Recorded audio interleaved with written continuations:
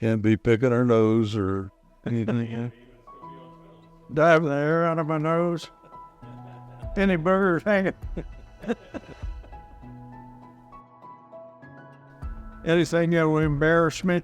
I think he's rolling. Well, I'm Lawrence Edward Weber. That's the official name. And after I left home and went to college, I changed it to Larry because I didn't like Lawrence that well. I was born in Carrollton at Boyd Memorial Hospital. And if I remember right, it was 8:32 in the morning with Dr. Baldwin. So the second of they're trying to have a family. The first attempt was a miscarriage. And I'm 80 years old and in pretty good health. So, Fred, up to you. My name is Frederick Kenneth Robinson. I was born in Boyd Memorial Hospital in Carrollton. And my parents was Kenneth and Helen Robinson. We lived in Kane, Illinois when I was born. Uncle Lawrence, he lived down in Alton. That's who I was named after. And then, of course, Edward was after Dad. So my parents were Edward Weber and Mary Vesta Weber, and Mom and his dad were brother and sister, so we're first cousins. I was named after my grandfather. His name was Frederick, and my middle name is Kenneth after my dad. We never got to know Frederick, did we, Grandpa? No, we never knew him. He died when he was 40 from measles. I grew up in southern Greene County. My dad was a tenant farmer, and from the time before I was 13, we moved to 8 different farms. And I went to 5 different grade schools and 2 high schools. Started in grade school at Mount Gilead, a little one-room schoolhouse on Woodville Road. It's interesting. You watch programs like House on the Prairie, and they're in a one-room schoolhouse, and you actually lived that, you know? Oh, yeah. And With a 2-hole outhouse. There was 3 people in my class, Judy Martin, Sherilyn Willenberg, and myself. Who was the smartest in your class? Probably not me.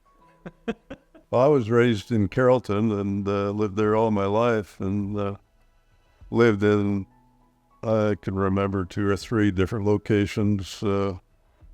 When I was born, I think Mom and Dad were living there on North Main Street in what was called the old Dawson House. And then we moved out to a little rental unit behind the Walnut Hall. And there was a little cracker ball of a house back there that we lived in. And then Mom and Dad bought their first house on 2nd Street, 214 2nd Street, and I lived all my grade school, high school years there until I went off to college. Dad was raised on a farm in Greene County, out near Rockbridge, Illinois, and he was one of 7 brothers, I believe, and 3 sisters. I don't know what age he was, but he decided to go to barber school. And I was always amazed. Here he was out on the farm, didn't really have much contact with other people, no socialization to speak of other than the brothers and sisters. And he jumps on the Trailways bus in Carrollton and goes all the way down to St. Louis to Moeller Bible College, founding a rental unit down there, and started barber college, and ended up coming back to Carrollton and barbering 46 years before he died. My dad was pretty much laid back. He didn't really get too mad or excited about much of anything. Of course, he was hard of hearing all the life I remember, and being an only child, I was the perfect, child. I didn't get into trouble. I didn't cause any problems. Didn't require a whole lot of discipline. Yeah, right. Mom, I guess, was kind of the disciplinarian. And grandmother, Edith Robinson, your dad and Mom's mother, lived with me all my life. Of course, when I got into trouble, I remembered that grandmother was my go-to. I'd go in there and tell her Mom was getting after me, I guess. And I can remember her, she would say, "Mary, I think you're being a little hard on the boy." And Mom would usually back off, I guess, and I'd kind of get my own way. Talk about Dad, he never really got after me. I can't remember, only one time. And I was a teenager and probably knew better. But we were sitting at the kitchen table getting ready for dinner, and I probably mouthed off something to Mom.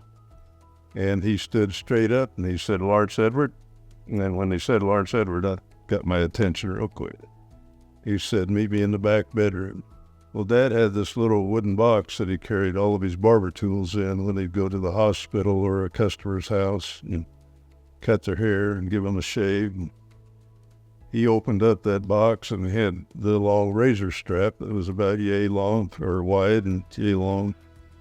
And I had to bend over and grab the foot of the bed and a couple of licks on my butt with that razor strap. And he says, "I don't think we'll be talking to Mommy like that ever again, will we?" And I said, "No, sir." And he said, "Let's go back and finish dinner." I always felt my dad was strict, but he was fair. He was never that many words, but he made sure that I was involved on the farm. And he kept me busy enough on the farm that he didn't have to discipline me. It was, he kept me tired enough that I didn't have enough energy to go get in trouble. I remember your dad, like you say, he never really was, strict from what I knew about him. But I remember one incident when I was out there in high school, I guess, helping out on the farm. And you guys were in the milk barn milking the cows, and my job was what they call those kind of like handcuffs. Hobbles on the cow, the ones that would kick, and then I'd put the grain in the feed trough for them to eat while you guys were milking. And one time, I forgot to take the hobbles off of this one cow and let her out. And you talk about a rodeo, my goodness, she was all over that milk barn and on the concrete. And your dad came alive and gave me a lecture real quick that I'll never forget. He made sure if I screwed up, he'd get even. We stayed out too late. We'd been on a double date down to Troy, Illinois, to some girls that I met at the state fair, and Tar brought her friend home to meet Larry. And so we dated that night, went into St. Louis. We drove down from Carrollton to Troy, went to St. Louis, went to the show, and it turned foggy. Before we started home, you couldn't see the hand in front of your face. We left their house probably 11:30 or so. We didn't get home till 4 o'clock in the morning, back to Jerseyville. Well, you were driving like this. I was driving with my head out the window because you couldn't see the line unless you were looking out the window to see the line. Then you dropped me off at home, and my head hit the pillow about 5 o'clock. And then you called me maybe 6 or 7 because you were out milking cows already. Yep. And he says, "Guess what? We're baling hay today." Oh, you got to be kidding me. So here we were, up all night and Yep. out baling hay all day. How many bales did you put in? 1,067 95-pound bales off of the back of that baler, and I never missed a bale. But let me tell you, we didn't go out that night or probably 2 weeks after. Like I said, he didn't get mad, he got even. Yeah, he had a smile on his face that day. I know. Oh, he sure did. Because I thought I was going to get to drive a tractor. No, I'm on the back of the baler. and they put you at the top of the barn, which is the hottest place. You thought you were going to get to unload them off of the elevator off of the wagon, but didn't happen. We lived far enough out in the country. We didn't come to town other than on the weekends. And so on Saturday, you could plan on going to Carrollton, going over to see grandmother and Aunt Mary and Uncle Ed and Larry. And we could, they'd go uptown and stand around on the square and watch the stoplight change. And Stoplight? There wasn't any stoplight. sure, there was a red or blinking stop sign up there. There was a red blinking light at the stop sign. Not a stoplight, but a stop sign. I forgot all about that. Yeah, well, anyway, we'd watch the red light flash up on the square, then go over to Butler's Dairy Bar to get ice cream cone before we went home. But we always went in, and sometimes we'd come in the afternoon, and that's when Larry and I, especially in the junior high years, we would, otherwise we'd just go outside and play, or whatever guys did, play around outside.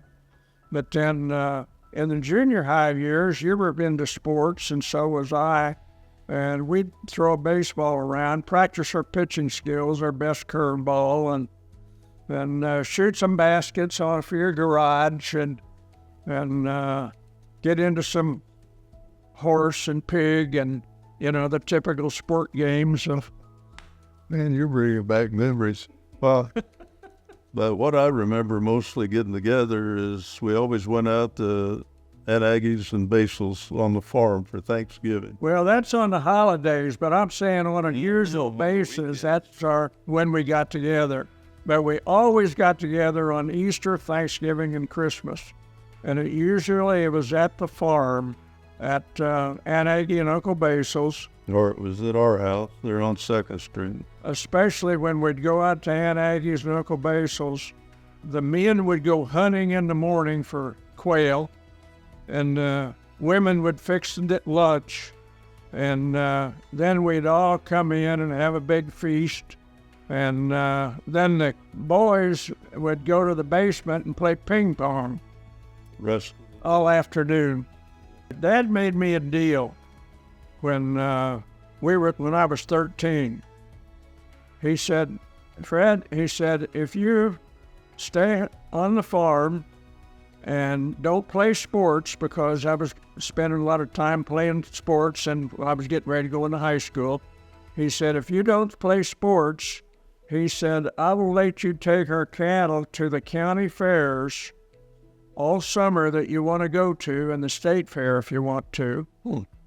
And for exchange for not playing sports in high school. Well, I took him up on that deal, but I didn't realize that I was going to strap myself to be antisocial my whole growing up years and not be around people because I was too busy on the farm rather than playing sports and doing what kids do in town. I was busy in the dairy barn and on the farm, on the tractor, and doing all that. But then in the summer, I'd get to go to the county fairs, and I'd stay out there with my string of cattle. And I always I'd start at Carrollton, then I'd go to Carlinville. A couple years I went to Jerseyville. So I had 3 weeks in a row at county fairs, and then I'd go home, and 1 week, the next week was the State Holstein Show down in southern Illinois someplace, and we'd go down there for 2 days, then come back home in the state fair, and I'd be up there for 10 days, and stay up there with the cattle for 10 days, and then come home. So I spent my time as a fair-going kid, and especially from the time I was 13 till I was about 19. I don't remember anything too sketchy, but I remember one incident, and I don't remember how old I was, probably pre-adolescence, teenager. But grandmother had heart problems. Right. And back in those days, there wasn't a whole lot of medication, I guess, for your heart. And I saw her one day went to her washstand and opened up the door and reached back in behind her towels and wash rags and brought out this bottle of liquid. And she proceeded to take the top off and take her tablespoon and pour a little bit in there. Take it. And then she'd put it back, and I always thought, what in the world is she doing? So everybody was gone one day for whatever reason. I was there by myself. So I went in to have a little investigation, went in there and took out that bottle and took the top off of it and took a swig. I'm telling you, I thought I was going to die. I got all choked up and couldn't breathe, and finally got my breath and put the top back on that and put her back in there behind the towels, and nothing more was said. And Mom went to her grave, and Grandmother did too, and they never knew that I Sampled her. found out what the whiskey was all about. When I was in school, it was math. Agriculture, of course, because I was interested in the farm and thought that I was going to use that to go be a industrial or an agricultural engineer. Developing farm equipment was my lifelong dream. Wow, never knew that. Well, band was my favorite subject. I guess you'd call it a subject. It's more recreation than anything, but Yeah, you got a grade for it anyway. And of course, you had concert band, and you had marching band, and dance band, and I really look forward to band class every day and practice. And I think marching band was probably the most famous or favorite activity I had, because we'd go to parades like the Whitehall Parade, 4th of July, and do maneuvers out on the football field. And I was thinking this morning about this interview and everything, and I thought, here you are in a uniform, playing your trumpet, was the instrument I played, when you're marching down the road with your music up on a music lyre, and you're playing that music and you're marching straight ahead and keeping a straight line. I thought, that took quite a bit of ability, to do that. Yeah, math was forget it. I didn't like math at all. I'm amazed I even got through high school with the trigonometry and calculus and algebra and geometry. Yeah. I didn't like algebra, but I liked geometry and trigonometry. I thought it was more an application of the math principles rather than, just grinding out the formulas. And so I always enjoyed that more. So you ended up being an accountant. That's right.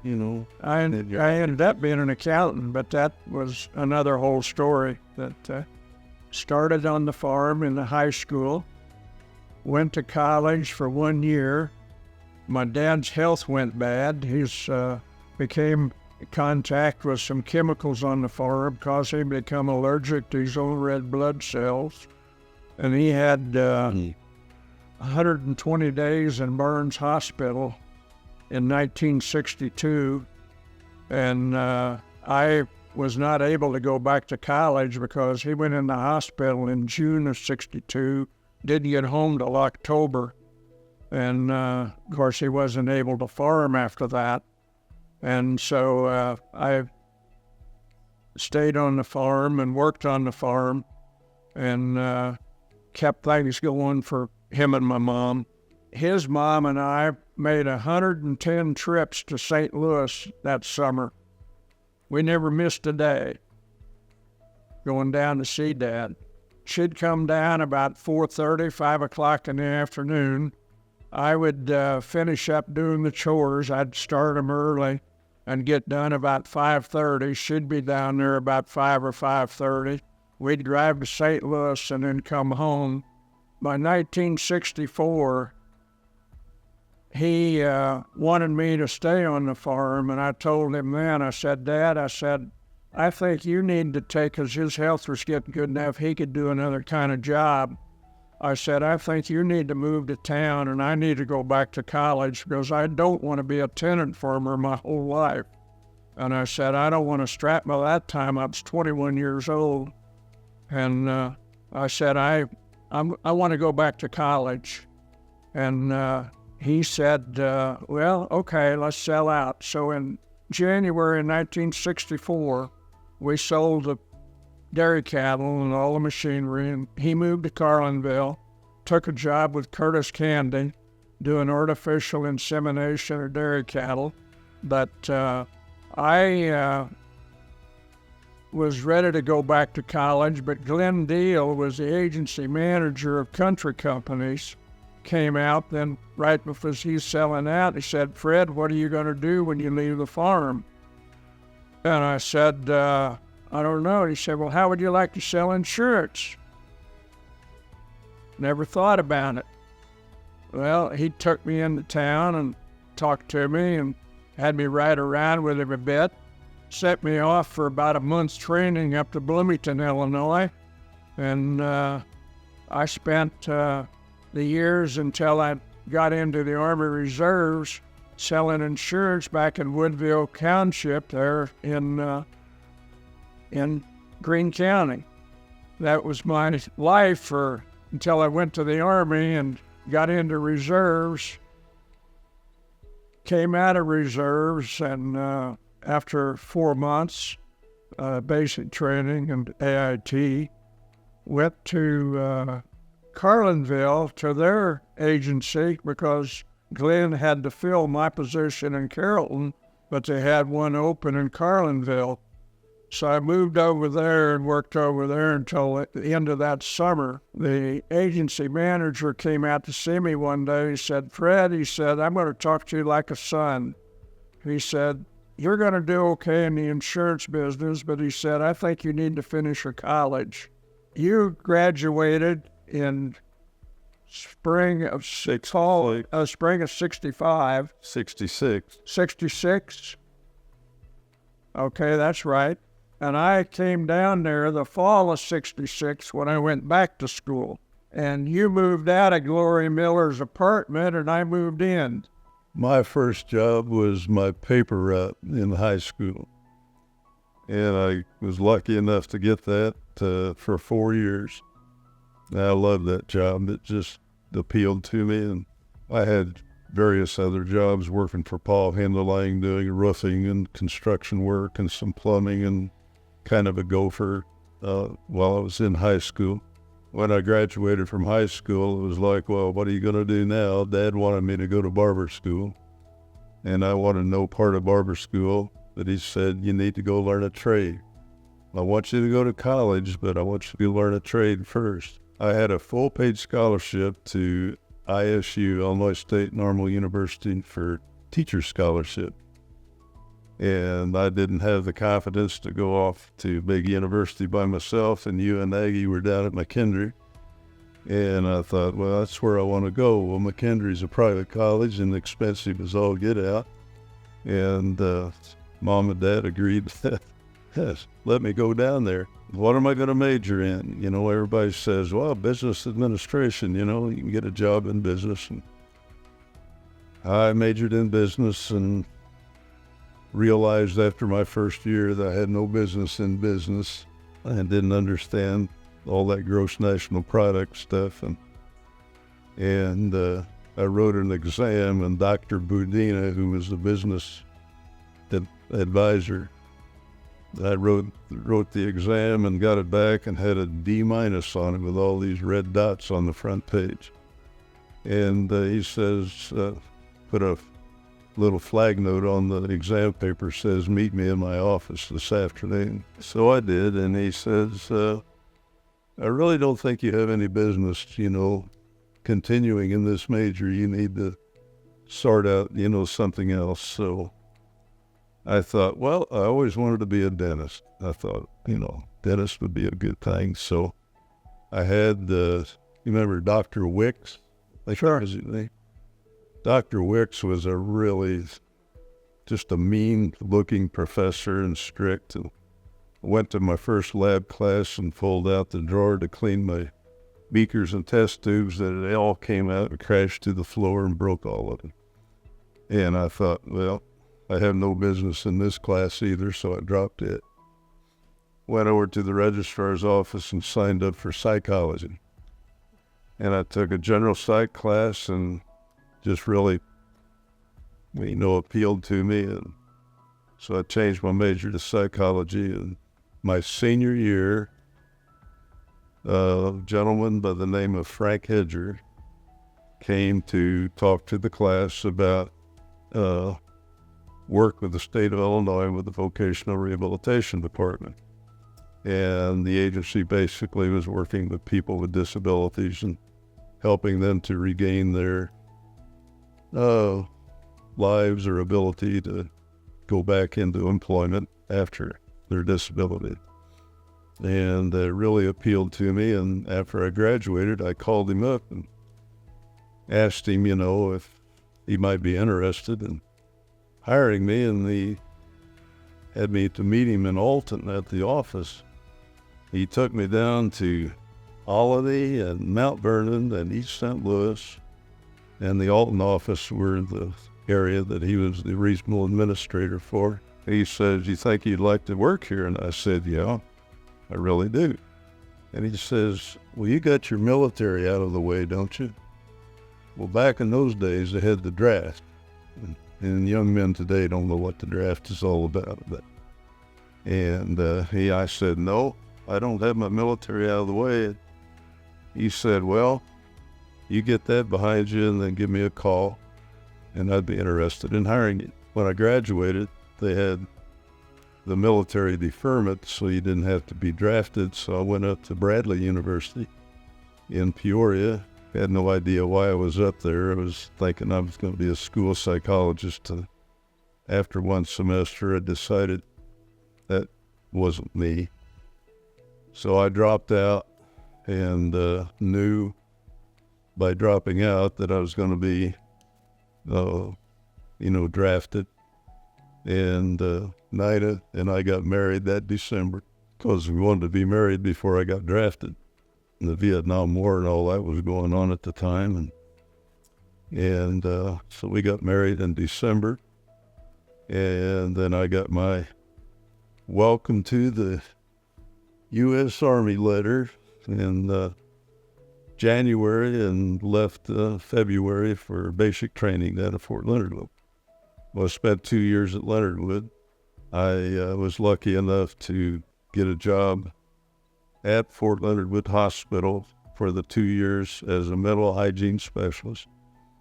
And that involved working in the psychiatric department at Leonard Wood Hospital. It was near time to be discharged from the Army. I called up Mr. Hedger and told him that I was going to be discharged, and he says, "Well, you get up to Springfield and take the rehab counselor's job, civil service job, and if you can pass that, then I'll have an opening when you are discharged." I was able to be hired there in Alton and start work. And I spent 33 years in the Department of Rehabilitation working as a rehab counselor. And then I started working as a rehab counselor for the deaf and hard of hearing. Went from that to being an area supervisor in Jacksonville before I retired. When I went back to McKendree, I decided to get involved in a fraternity so I could be around more social, be around people. And I joined Philo. Sponsor was Charlie Alcorn, who happened to be the professor of psychology, and Yeah, I had Alcorn for Charlie Alcorn. Anyway, he was our sponsor of our fraternity, and he took us over to his house to rake leaves one Saturday morning in October. We were raking leaves in his backyard, and I looked over the back fence, and here was this young lady and her mother out in their backyard raking leaves. I never knew this story. And so anyway, it turns out that Bonnie and her mom and her two brothers lived next door to Charlie Alcorn. And so I looked over the back fence, and Charlie says, "Let me introduce you." So he did. we came over to the fence, and Bonnie and I talked a little bit and went on about our business and finished raking leaves. And I decided after I got back to my apartment there at Gloria Miller's, I decided, well, I'm going to call Bonnie. And we went out on a date, and one thing led to another, and next thing you know, we're dating, and so that's how it all began. We began over the back fence over some raking leaves.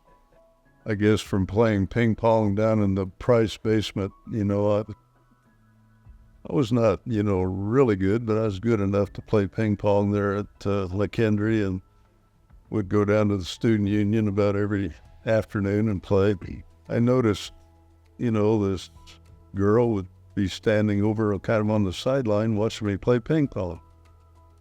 And never thought anything about it. And she didn't introduce herself, and I didn't bother to pursue an introduction, but I don't remember exactly how that might have taken place, but we did finally get together, and I guess I would say she pursued me versus me pursuing her. And the relationship, started up. We dated there all through college, and I believe it must have been our senior year. She graduated a semester ahead of me, but I remember we were standing in front of the chapel there on campus, and I decided, I'd already bought the engagement ring, and that night I took a knee, did it properly, and asked her to marry me, and she accepted. Actually, Bonnie and I hung out at her mom's house the whole time that we were dating, and we would go to various things in St. Louis, and because I was taking an English literature class that I was struggling with, and we had to go to plays in St. Louis in order to get extra credit to pass this darn course. Bonnie was an excellent typist because she was a legal secretary, and she would type my term papers and all my papers for me. I would write them, but she would type them. And so she was a great assistant, and I spent a lot of time in her house doing papers and just hanging out and study time instead of whenever she'd say, well, just come over here. And her mom always cooked dinner, and she included me in dinner, and she always wanted me to come over there for dinner. So I'd go over there and eat dinner, and then we would study and hang out on the couch and watch a few TV shows. And probably the end of spring, we got to talking about marriage. And one night I hadn't gotten a ring yet because I wasn't so sure that, in fact, I wasn't sure I had enough money to get a ring yet. And there was a lot of factors going into this. And so anyway, I said, let's get married. And so we decided to go look at rings. And so we did. And I figured out I had enough money scraped together I could get the ring we wanted. And so then one night on the couch, I proposed to her. And her best quality was she had values. First was faith. Second was family. Third was friends and work ethic. And those four qualities, I think, would sum up her life and what she believed in. And she was very good with family, very good, very artistic with her ability to create, because computers were just starting to come in their own. And she did a lot of graphics and a lot of that kind of thing for her work, and she was excellent at that. And so that spilled over into her family life once we got married, and she used that and working with her youth in the church. And so I'd say those four qualities were her strengths.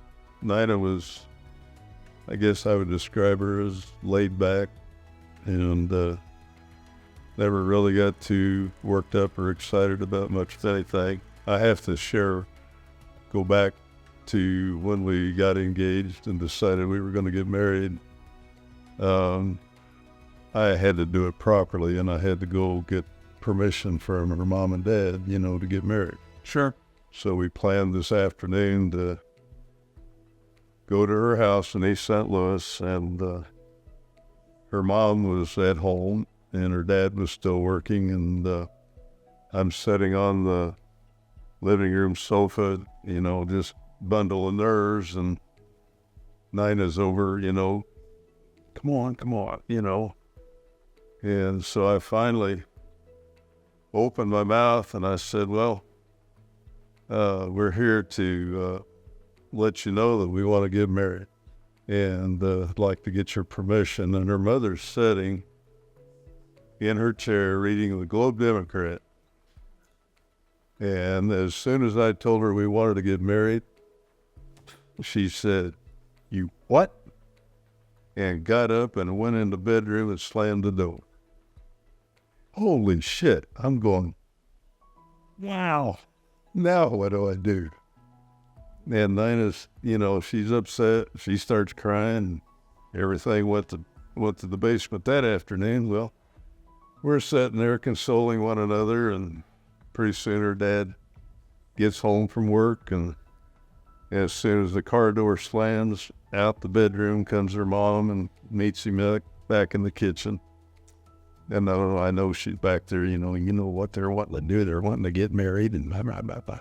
I always felt like they wanted me to have a job, have bought a house, and had 2 cars in the garage before I got married to her, to Yeah. make sure Yeah. everything was hunky-dory. Well, that evening, we're talking about getting married, and she finally spoke up, and she told her mom, which she never did, challenge her mom or dad. They were much the disciplinarians, but she says, either you give us your blessing to get married, or we are eloping. She's really speaking up. Well, then her mother, so now, we didn't say we wouldn't give you our blessing, and everything just changed right there. And they said, well, when you planning to get married, and yada, yada, yada. But when she spoke, you better be listening. And as a teacher, in elementary, I know a lot of students respected that kind of discipline. I remember the first time that I met Bonnie's mom, when she had us over for dinner. And she wasn't sure about me because my name was Fred. And her dad's name was Fred, and he was very abusive. And she let me know that Freds were not necessarily nice guys, and she was expecting more out of me. I made a big hit the first night over her house, and it really broke the ice because she was having peach cream pie with graham crackers crust for dessert. And I looked at that when she brought it out, and I said, oh, my favorite, graham cracker pie. Graham crapper? And she says, she burst out laughing, and she says, you're going to be okay.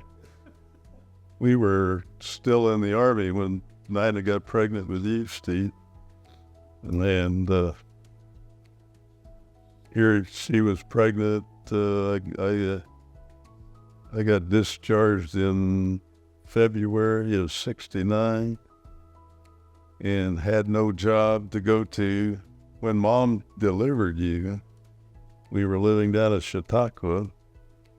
And around 2:30 in the morning, she wakes me up and said, I think it's time. So we drove all the way from Chautauqua, which was down by Grafton and that area, all the way to Carrollton. because she was seeing Dr. Wilson, and we went into the hospital, and of course, back in those days, they didn't have the delivery set up to where the husband could be a part of the delivery. You had to sit out in the waiting room, and Nina was in labor from that morning all day into the evening. And finally, Dr. Wilson decided they had to do a C-section.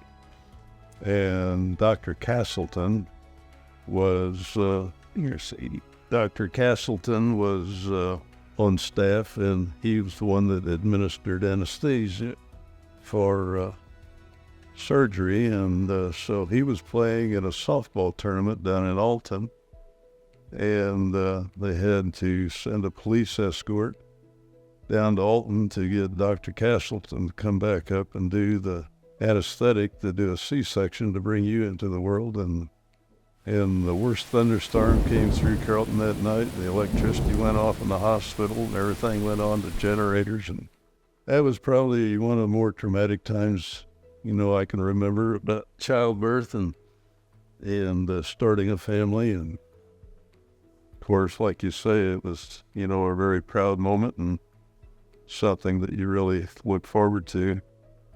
And then when she got pregnant with Kevin, and Dr. Hardback down in Alton at Memorial Hospital was her doctor at that time, and he decided to do a C-section on Kevin. I remember sitting out in the waiting room, and this guy comes walking into the room in kind of a one-piece outfit like a janitor might wear, and I thought he was the custodian. Then he comes over and introduces himself as Dr. Hardback and says, well, we're going to do the C-section on your wife. And 10 minutes later, he comes out and says, you got a baby boy. It was really a wonderful experience, to start raising a family and two boys. First, Nina always wanted a girl. She wanted a girl so she could make all the pretty little girly stuff, but... Well, with Bonnie, we were expecting, and we knew she was about 3 weeks late, and we was concerned about that. Went to bed this one night, and about 2 o'clock in the morning, she punched me, and she said, my water just broke. It's time for me to go to the hospital. So, of course, we scrambled to get to the hospital, went to Belleville. St. Elizabeth Hospital in Belleville was where Melissa was born, and Dr. Harris was our doctor. He met us over at the hospital after we called him right away, and in a little while he came out and he said, I've discovered that the baby is breech, which means she's coming out backwards. And he said, this is going to be a lot longer process.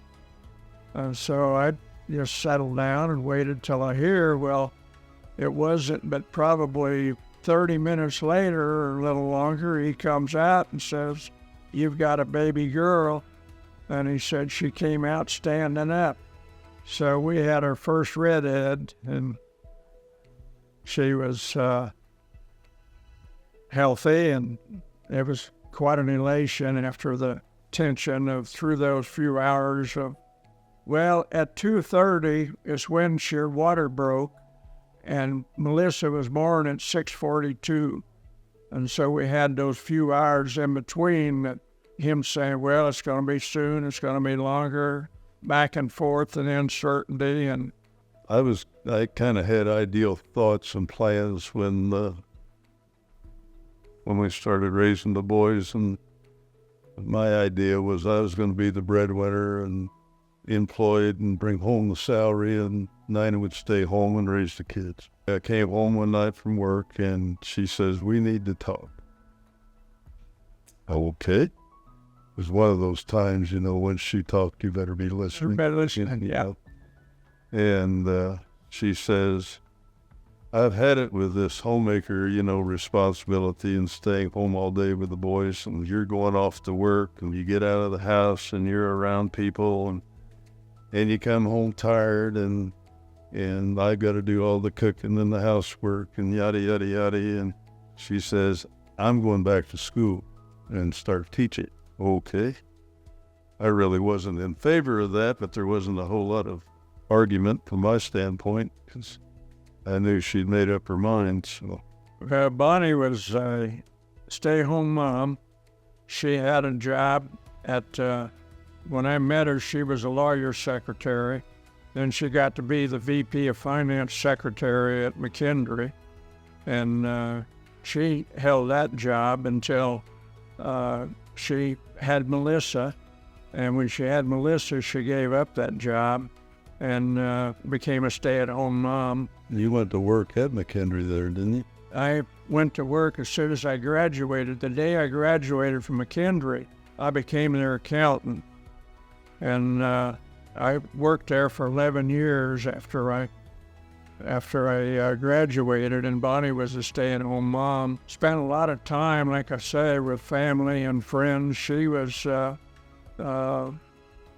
always bet that this old farm kid needed to learn how to do three things: needed to learn how to swim, needed to learn how to dance, and so we took dancing lessons, we took swimming lessons, and we started hanging out at the golf course she did all day with her friends and with her women with her small kids. She'd hang out at the golf course and swim all day.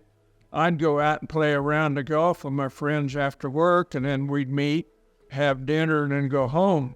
So some nights when I wasn't playing golf, I'd go over there and we'd swim as a family and then go home, and she would cook dinner for friends and have them in and back and forth. And so it was quite a, she was a stay-at-home mom. One thing about becoming a parent is you never had any training whatsoever. There's no training books for being a parent. I mean, that's on-the-job training from day one till they're raised. Exactly. And the kids didn't come with instructions stamped on them. That was more exciting than being a parent because they'd been through the drill with their kids. And so Bonnie and I were, when we learned of Melissa being pregnant with Kinley, we had planned a trip to Washington, D.C. to visit her brother Rodney for Thanksgiving. And we had decided to take it on the train. And we were spending a night in a sleeper car on a train to D.C., and we'd packed up all these grandparenting books on naming kids and how to be grandparents and what to do about being, and so we spent all of our time reading on this trip about being grandparents.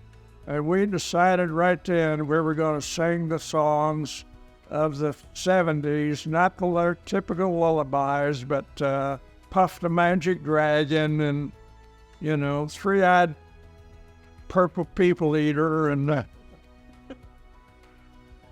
we had learned all of those songs on that trip and picked out names, and of course didn't amount to anything because Melissa and Tim decided they were going to name Kinley, and they did, and did quite a wonderful job.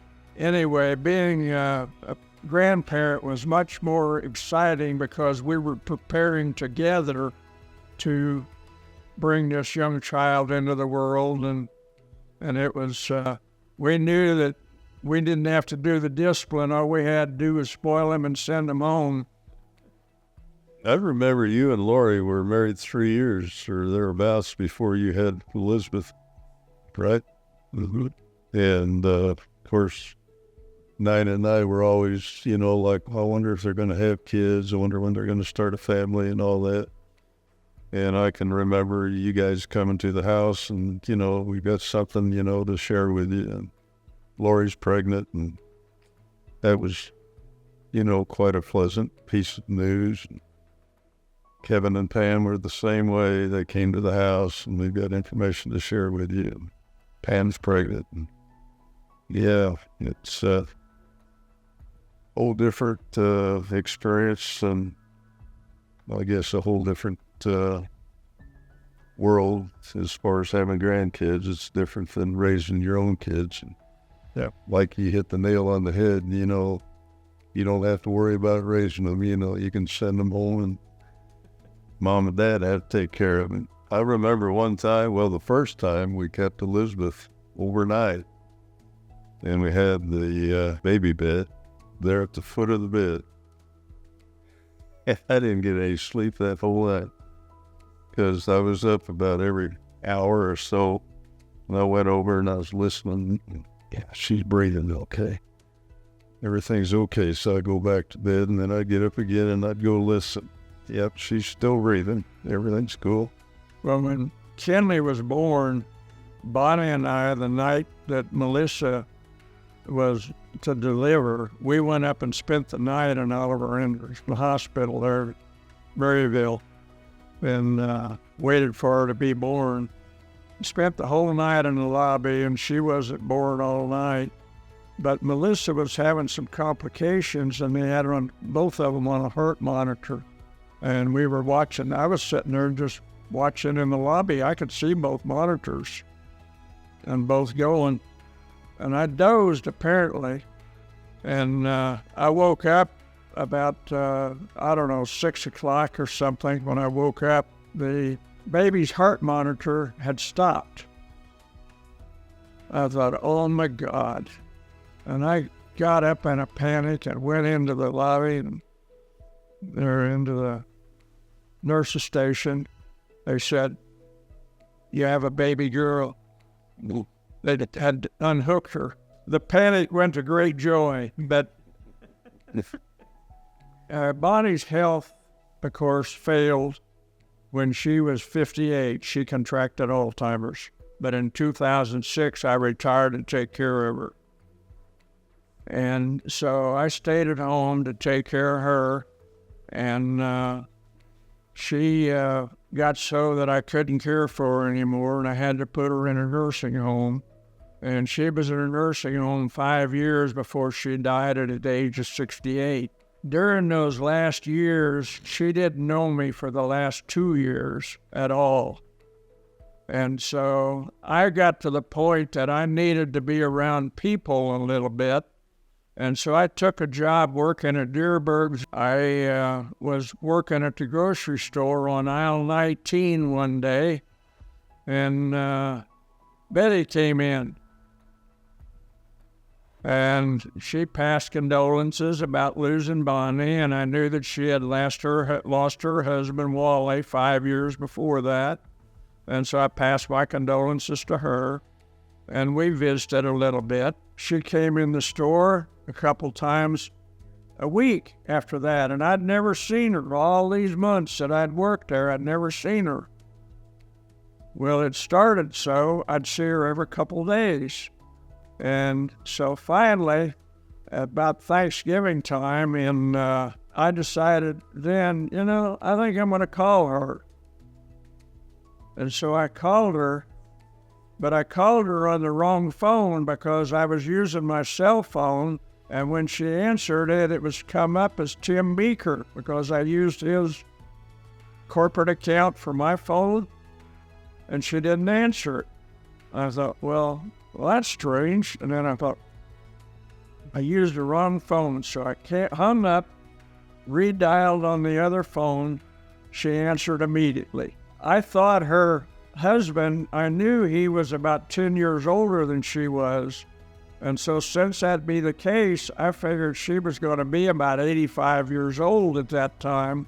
And I thought, and I was in my mid-70s, and I thought, I don't know if I want to get hooked up with a woman 85 years old. So anyway, the first question out of my mouth is, what year will you graduate from high school? 1959. I graduated in 61, and I thought, close enough. Well, at least you were strategic about it. You just didn't come out going, how old are you? Exactly. Yeah. So anyway, that's how we met. When Nina was teaching in Carrollton, she was teaching kindergarten, and I was supervisor here in Jacksonville and was having all kinds of late meetings in the nighttime, and she decided that we needed to move to Jacksonville. So we did, and in doing so, then she started commuting every day to and from work in Carrollton from Jacksonville. And Marge was a teacher at the elementary school in Carrollton as well. And they knew each other. And when we moved to Jacksonville, then she and Marge started writing back and forth together and became closer friends. And I knew Marge, just from that acquaintance, but I didn't really know her that well. Nida was sick for 6 years with her liver cancer. I was much like you. Of course, I was retired by then. Both of us were retired and had been traveling, doing nomad projects down in south of, down in south of Texas and Arizona and places like that in the wintertime. When Nida was so sick, she went into hospice. We went through a period where it was kind of, doing a lot of closure type things on life experiences. And she was sitting on her bed here in the living room, and she says, I'm not scared to die, but I don't want to lose out on what I know lies before us with the grandkids and the boys and all that. And then she says, when I die, I don't want you to be by yourself. I know you're going to get married, and I encourage you to get remarried, but you better not marry no damn floozy. So after she passed, that was probably the loneliest feeling I ever experienced in my entire life. And I don't know, it's funny how things work out. There were several ladies that I knew that had lost their husbands, and I ended up calling and just asking questions about, well, how'd you handle this and how'd you handle that? And I got past all that, and I called Marge up one night, and she had lost her husband to liver cancer as well. I know the boys told me that year after Nina passed in October that I needed to get out of Dodge and travel down to South Texas and be with friends. And one of the worst periods I'd spent down there by myself, even though I was around friends. And I'd call Marge from Texas and we'd talk. And after I got back that spring, continued that relationship, and we continued to date, and we were walking, we're on the road next to her neighborhood, and things were getting kind of serious here. And I said, would you consider dating? And she grabbed my hand and said, absolutely. And I don't know, things kind of went, from there. And Thanksgiving morning, we were headed down to Lauren and Mike's in Collinsville for Thanksgiving that day. And we were sitting here at the breakfast table, and I said, we really need to explain to each other what we're thankful for. And of course, I'd set her up. I was going to propose to her, that morning. And so she's all serious about, she's thankful for this and thankful for that, and everything. Then I got down on my knee and proposed to her. Nina would probably be happy with, how things worked out, because she knew Marge and was good friends with her and knew she was no floozy. That whole period was very, very traumatic, very hard. And it was hard on the family because Bonnie didn't know Melissa and the girls for the last about 3 or 4 years. And anyway, Melissa told me about the time that Bonnie died. Now, Dad, I don't want a stepmom. I'm not sure how I'm going to handle this, but I accepted what your thoughts were and left it set.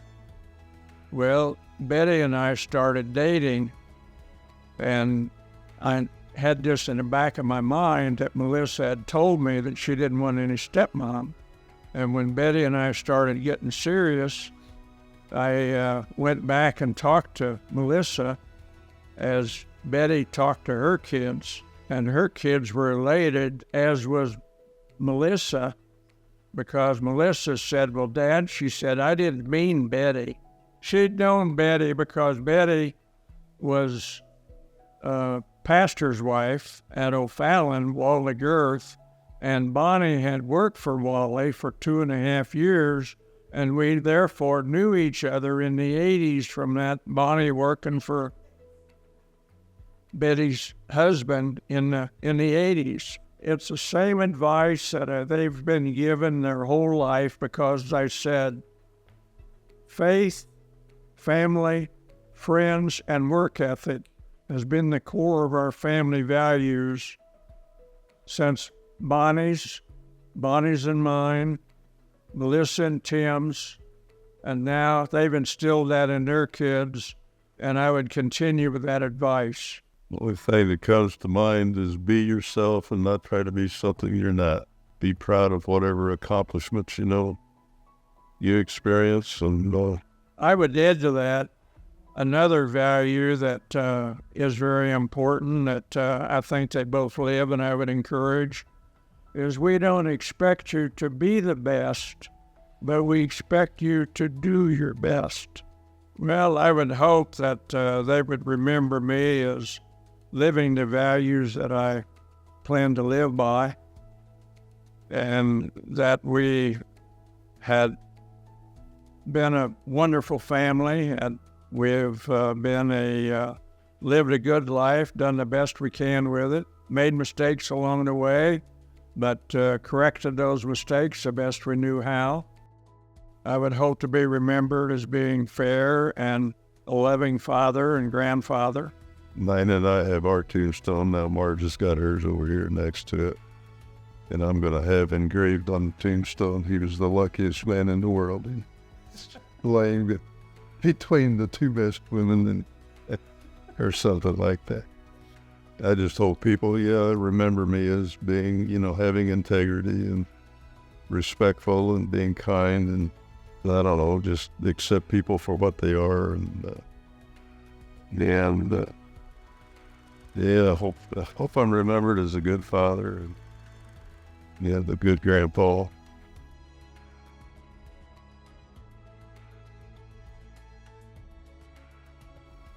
Chocolate. Favorite food?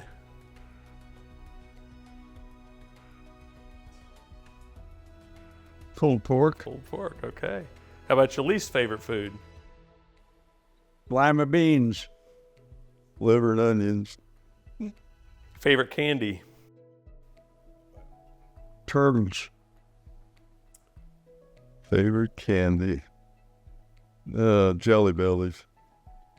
How about your favorite color? Blue.